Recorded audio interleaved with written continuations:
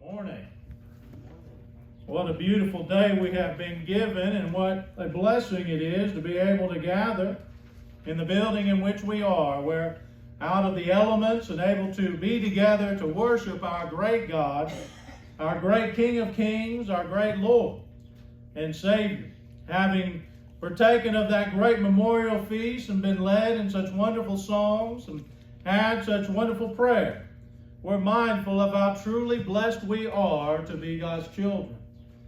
And as we look at our lesson today, based on the theme in which we have been examining here on Sunday mornings, the theme of the life of Christ, we find ourselves this morning in Mark chapter 5, verses 21 through verse 43, where we see Jesus deal with human death and suffering. I'm thankful for that last song we just sang, God's Unchanging Hand. When we think of that reality and we look at how Jesus lived his life in light of his creation in all our faults, in all our shortcomings, in all our challenges, in all our difficulties as being finite created beings, we have a God who is unchanging, unwavering in his love for us and his desire for us to be with him for eternity. And our God who created us and knows the suffering we go through, knows what death means to us that are still living, and to those who have passed from this life to the next, has always had compassion, has always had care for their creation. In Mark chapter 5, verse 21 through 43, we find here two specific events that take place while Jesus is here on earth. We see here where Jesus has a leader or ruler of a synagogue come to him and beg him to heal his daughter, his 12-year-old daughter who has and is dying. We also have, in the process of Jesus going to this little girl to heal her, a woman sneaked through the crowd and touched the garment of Jesus because she is suffering so greatly, and be healed from her hemorrhage of blood that she has had. Now, as a human, I can't imagine someone asking me or putting that responsibility on me to cure the ill or raise the dead. But Jesus handles it obviously perfectly. And in so doing, we see his care, we see his love for humanity in both death and their suffering. If you have your handout, let's go ahead and look at our first point this morning, Jesus and death. How Jesus, the only begotten Son of God, handles the death of this young girl, this 12-year-old girl. But it begins before that point when she is still sick, where the ruler of the synagogue, as I said, comes to Jesus and bows before him. In Mark chapter 5, starting in verse 21, we read this. And when Jesus had crossed again in the boat to the other side, a great crowd gathered about him, and he was beside the sea. Then came one of the rulers of the synagogue, Jairus by name, and seeing him, he fell at his feet and implored him earnestly, saying, my little daughter is at the point of death. Come and lay your hands on her so that she may be made well and live. Now, last week we looked at how Jesus had been on the other side of the sea, had crossed after preaching and teaching to the multitudes, had crossed over earlier there in Mark chapter 5 and come across a man who had a legion of demons in him, or at least a lot of demons who called themselves legion. And this man, in all his pain and his heartache and his sorrow and suffering and everything went on, Jesus, of course, as we saw, having again compassion on this man, took pity on him, healed him, and sent those legion of demons away into the 2,000 swine. And how the people then rejected him. And so having been rejected from that area, as we discussed, Jesus never stayed where he was not wanted. He and the disciples got on a boat and went back to where they had come from, across the Sea of Galilee. And there they come across this man, Jairus. And he is a ruler of the synagogue. Now, I want to put in perspective for a moment what that really means. By this time, Jesus is no longer allowed to go to the synagogue. He's healed enough people on the Sabbath, and he has performed miracles on the Sabbath and other feats. He's taught things like he's the Son of God. And the ruler of Jews, the Pharisees and the elders and the scribes and the religious leaders, the rabbis, all these people, they were against Jesus. They really did not want anything to do with him. If you notice, we start out and we see Jesus, and he's in the synagogues, he's teaching, and he's going about and proclaiming God's word, but eventually he's no longer there. He's in the mountaintops, or he's in someone's home. He's no longer welcome at the synagogues. He's rejected by the leading religious scholars. He's considered a rebel rouser who just goes from town to town to cause problems. He was, in the eyes of the ruling class of Israel, one who taught against the law of Moses. It wasn't true, but that's what they said. Now, with that in mind, with knowing that, now let's back up a moment to Jairus here. A ruler of the synagogue. One who Jesus has spent a lot of time in that area. No doubt had his own feelings and had not seen Jesus in the synagogues for a while because he was not allowed. That's the one who comes to Jesus. The one who had rejected Jesus' ability to even come through the pillars and worship with his people. What did it take then, as we consider that fact, what would it have taken for this man, this ruler of the synagogue, most likely in Capernaum, that was the closest one right there. What would it have taken for him to do so? Well, there's no doubt he had to overcome his own pride, didn't he? To go to Jesus, considering all the things that are going on and all the things that are said of him, considering he's been rejected by the scholars of the time, the teachers of the time, the rulers of the synagogue and synagogues, he had to swallow his pride. The very thing that had eliminated Jesus in the first place.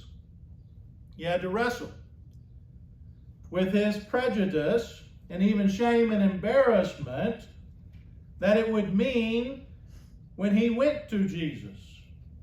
Imagine, as a ruler of the synagogue, going to this one who's been rejected by the rulers of the synagogue and all the leaders of Israel for the most part. to beg him, this one rejected, for help.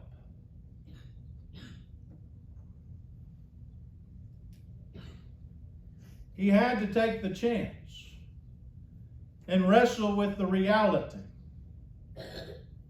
that he very well could lose his great and influential position by going to Jesus. Thankfully, for his daughter's sake, he swallowed his pride. He weighed the outcome of his daughter's life and his pride versus that of what would be necessary to help her, and he goes to Jesus. This tells us two things. One, it shows us that this man, though his faith has to be brought a little forward, as we'll see in a little bit, and his belief has to be nurtured a little bit because it's very limited. His love for his daughter and his recognition of something in front of him he hadn't quite ever seen motivated him to do something he would have never done before.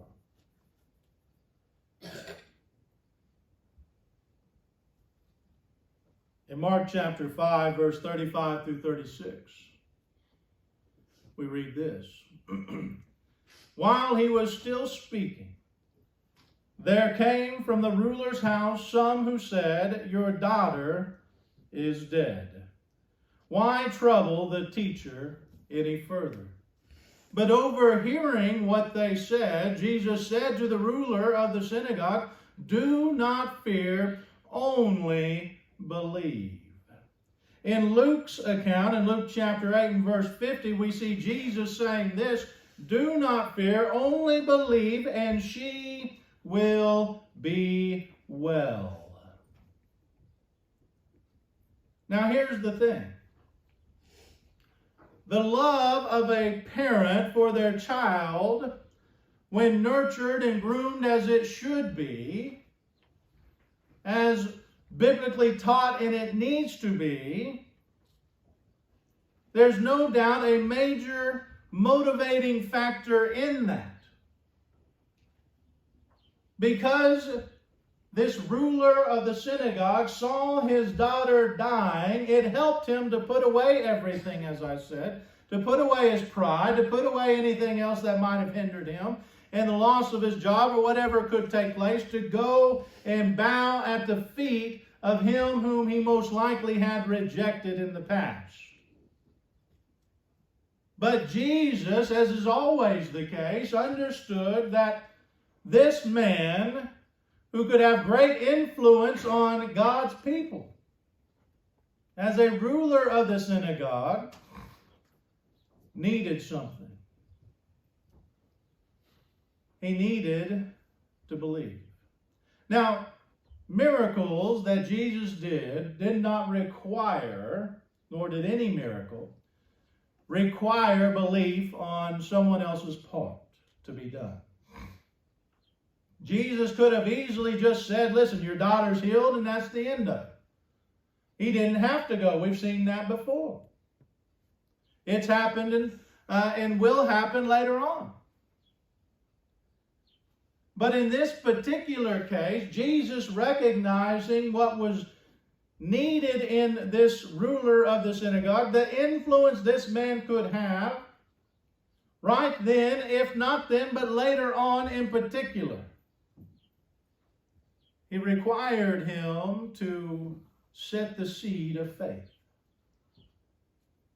Belief in God and what he can do and who he is the seed that grows into faith. And faith is the seed that eventually grows into faithfulness.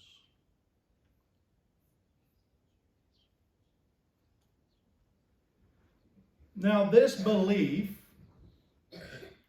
that Jesus is asking for isn't great. Jesus didn't say, listen, you have to believe I am the only begotten Son of God.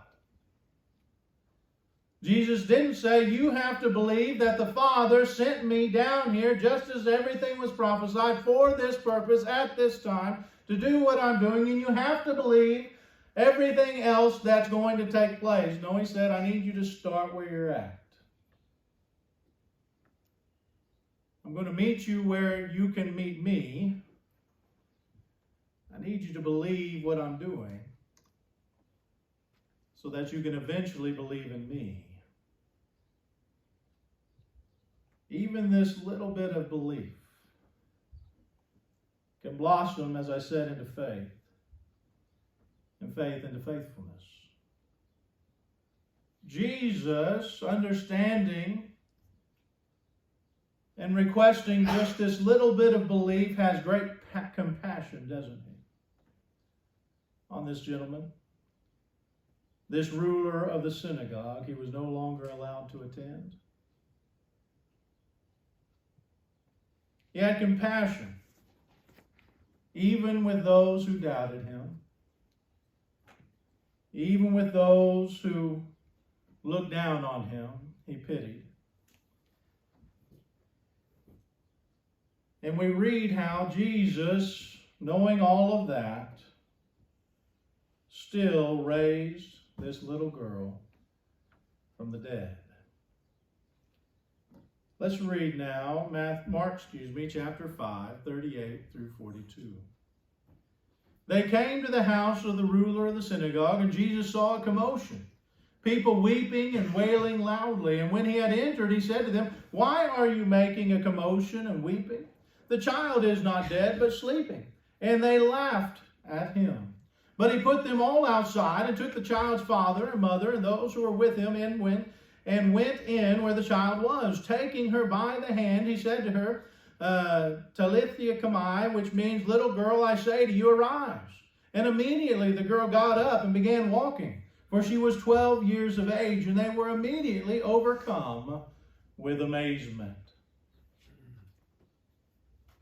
When we look at this amazing account,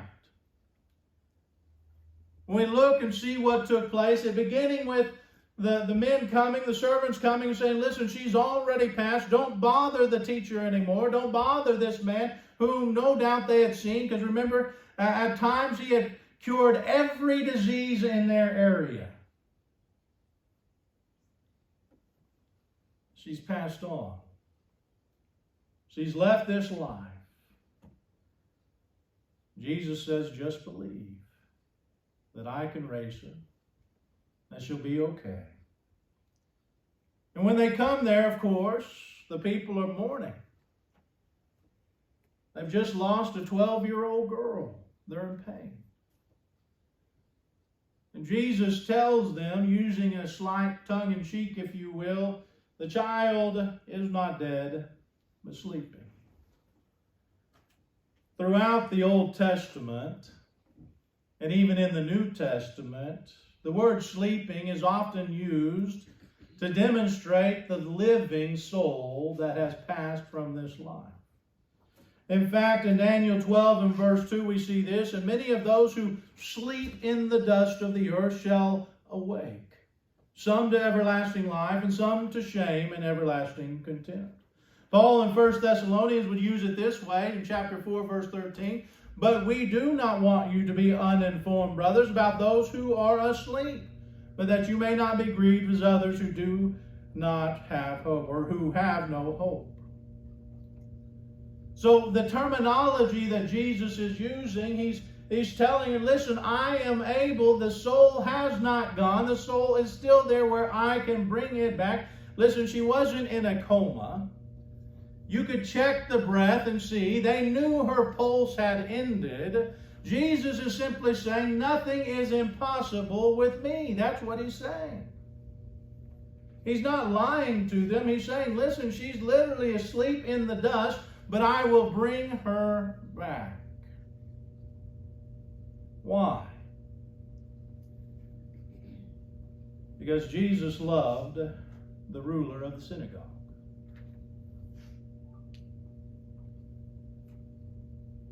Because Jesus loved his creation.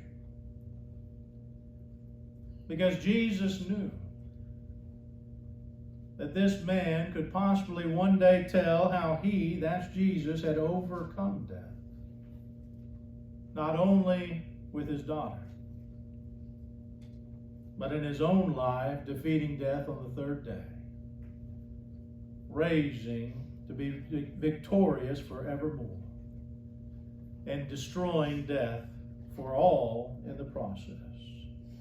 Paul would describe it this way in 1 Corinthians 15, 54 through 57.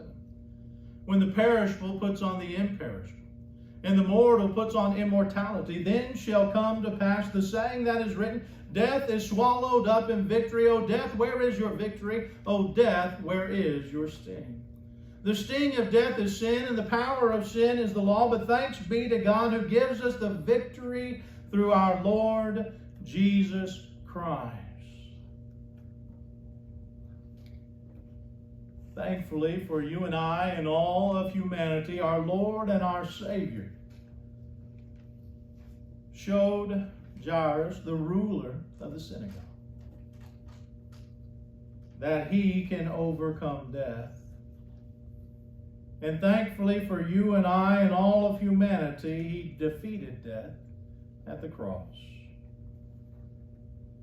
and has given the keys to defeat death through his word to all of us. You and I don't have to worry about death anymore, do we? You and I can go through the things in this life and deal with the challenges and the ups and downs, the good times and the bad times and everything in between, because death no longer has its sting. Death no longer has victory over humanity, because Jesus overcame death. Now, within this account and what took place as Jesus was traveling and demonstrating to the ruler of the synagogue that he has the power over death, another incident takes place where Jesus helps a woman's suffering. And this woman, who is unclean, by the way, has been dealing with great suffering. Let's read what we find there in Mark chapter 5, starting in verse 25. Now again, this is as he's talked to Jairus, and he is heading to his home. And there was a woman who had a discharge of blood for 12 years, and who had suffered much under many physicians, and spent all that she had, and was no better, but rather grew worse. She had heard the reports about Jesus and came up behind him in the crowd and touched his garment. For she said, if I touch even his garment, I will be made well. And immediately the flow of blood dried up, and she felt her body, that she was healed of her disease. Now, as I said, again, Jesus, as he is traveling, and this crowd is traveling him, he's encompassed by a great number of people, so much so that when he asked, who touched me? His disciples laughed at him and said, how could anyone know? You're being touched constantly. There's someone bumping into you as you travel by. You've probably touched 200 people by now in the 10 steps you've taken. But Jesus, knowing what his disciples didn't, knew when just that one had and why she had. Now this poor woman that came up and touched just the garment, the hem of Jesus' clothing, had been suffering with a hemorrhage, a continual flow of blood for 12 years. And if that wasn't bad enough, according to the law of Moses, this made her unclean. And so if the physical suffering wasn't enough, she also had the social suffering of being ostracized and not being able to be found clean again as a Jewish woman. She had been suffering for 12 years, being called unclean. by the cleaning. And if that wasn't enough, she was now dirt poor. She had spent every dime she had, so to speak. With every doctor around to find a cure, and they found none. Even Luke, the physician, the one who had studied medicine and was a doctor at that time, Luke says this in Luke 8:43, and there was a woman who had a discharge of blood for 12 years, and though she had spent all her living on physicians, she could not be healed by anyone. She had tried everything that she could think of, that any doctor could think of. No doubt that any priest or scribe had mentioned to her. She not only was physically suffering, but socially suffering and financially suffering. And Jesus, in a great crowd, on his way to teach a powerful lesson that he is God over death itself, stopped. He could have kept on going. He could have just simply said, listen, I know what's taking place. I know what's happening, and no one else will probably know about it, but I know what's going on, and just kept on going. But he knew her physical suffering. He knew her social suffering. He knew her financial suffering. He knew this was his creation, who had been suffering for 12 years. So he stopped. He stopped knowing that pain that she had been in, knowing the fear she still had. Let's look there at Mark 5:30 through 34. And Jesus, perceiving in himself that power had gone out from him immediately, turned about in the crowd and said, who touched my garments? And his disciples said to him, you see the crowd pressing around you, and yet you say, who touched me? And he looked around to see who had done it. But the woman, knowing what had happened to her, came in fear and trembling and fell down before him and told him the whole truth. And he said to her, daughter, your faith has made you well. Go in peace and be healed of your disease. When this woman, scared and trembling, you can almost hear her as she's trying to explain what's going on. When people get that afraid, the trembling of the lip and the fear in their voice. Maybe I've done something wrong. I did sneak up and touch it. I didn't go to him and ask for it. I just received it. Why is he calling me out? How does he know?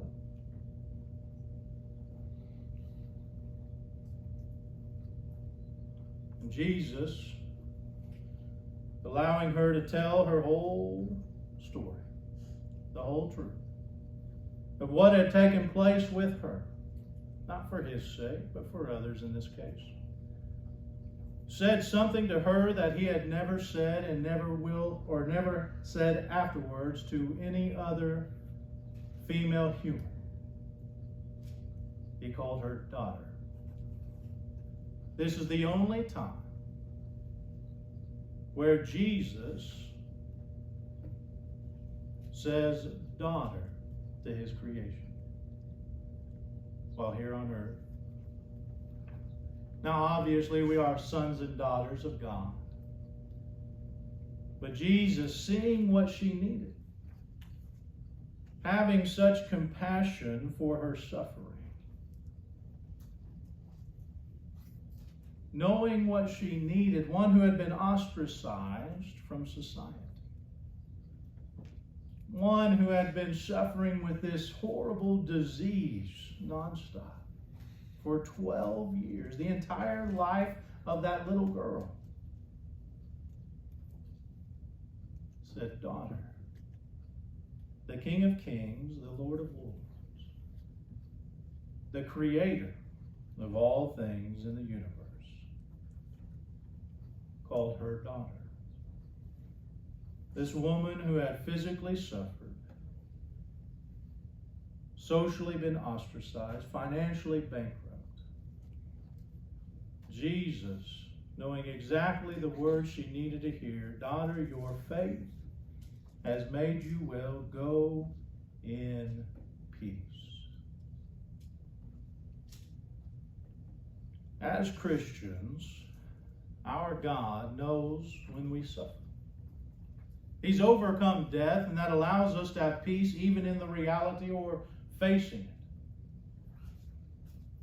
But He also knows and understands that as those who live godly lives, we will suffer persecution. We will deal with physical suffering. We might deal with financial suffering to some degree. We might even be ostracized socially, and the way things are going, that's going to become more and more so the further we go in the direction of sin in our country.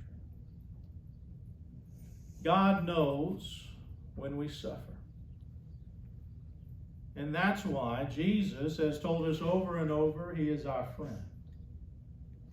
John 15:14.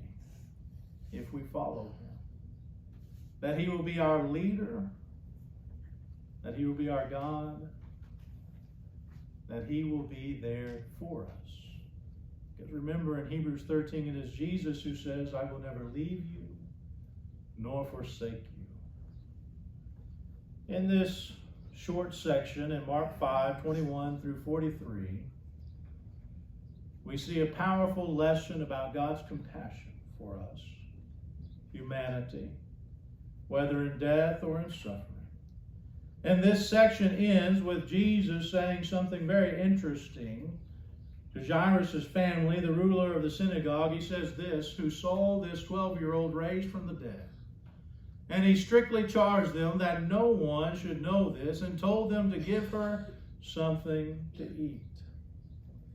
You might say, well, why with the crowds would Jesus take the time to tell her story and let everyone know of this suffering and what's going on? Well, God obviously knows something we don't know in that situation. He knew the impact that would have with those there, but He knew something different here. And we see this from time to time with Jesus, where He says, "Listen, I'm going to do this for you, and it's going to be done, but I don't want you spreading it about." And when we look at those instances, and when we look at what takes place, we see something with Jesus here. Jesus wasn't doing that so that everyone could go around and proclaim that He had raised this 12-year-old girl from the dead. He did it for that family. He didn't even do it for you and I. Yes, it's recorded.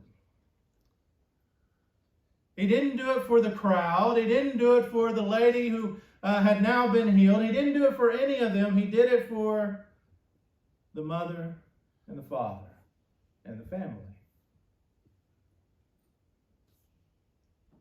Whether it be the 10 leopards and 10 blind leopards He heals, or others. In those cases, Jesus wasn't looking for notoriety. He was looking to comfort His suffering, His hurting, His in pain creation whom He loves, whom He cares for.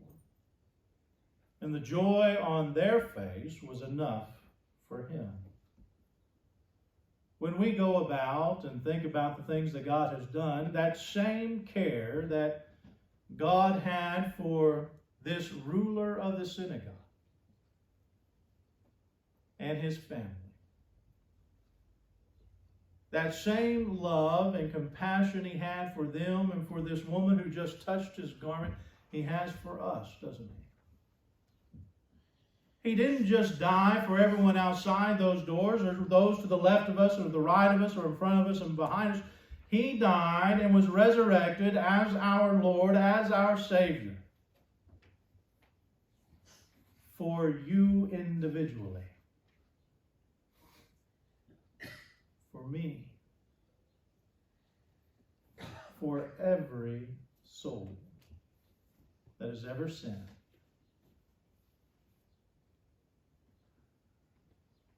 The scheme of redemption is grand, but the personal reality is specific. He didn't just die for everyone else, he died for you and for me. And when we hurt, and when we suffer, and when we go through those challenging times, those ups and those downs, and everything in between, He's right there with us. He's the one who gives us that peace to overcome. He's the one, as we talked about this morning in Bible class, that shows us how to be the perfect peacemakers, how to have that compassion for each other, love for each other, and care. Human death and suffering, Christ took it head on. He didn't waver from it or run from it. He did exactly what He came to do. He defeated death and allowed us and allows us to have victory over it. And He's there for us in our suffering so that on that great day, when we have fought the good fight of faith and we have finished the race, we can be called good and faithful servants and can have suffering no more. Can be in the bosom of God, not just Abraham, but God. Living with Him, not just for a day, not just for a week, not just for a year or 100 years or 1,000 years or 1,000,000 years, forever. All He asks is that we love Him back. We look to Him and we seek Him. We open when He knocks and we answer that call. So this morning, as you reflect upon your walk with God, as you reflect upon your suffering that this life has given you, and the peace that God has brought you, I pray that you find yourself in that place of unsurpassed peace that only God can offer. But if that is not the case, for whatever the reason, know that you are not alone, that God is here for you personally, and that the church here is as well. If there is someone here who needs that peace, or would like the prayers today, as we go to God and encourage and edify you in such, if there's someone here who needs that, who needs an open hug and arms around, let us know by coming forward as we stand and as we sing.